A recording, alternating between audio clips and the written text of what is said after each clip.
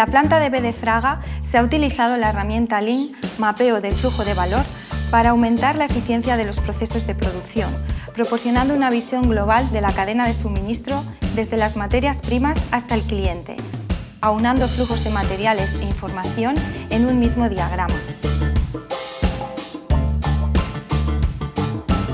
Los tres pilares fundamentales que han sido objeto de mejora mediante el uso de esta herramienta son la organización del tiempo y el espacio disponible, permitiendo la optimización de tareas.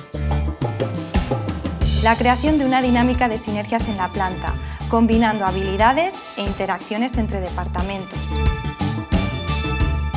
Y el análisis de los procesos productivos, identificando todo lo que no aporta valor añadido al producto final.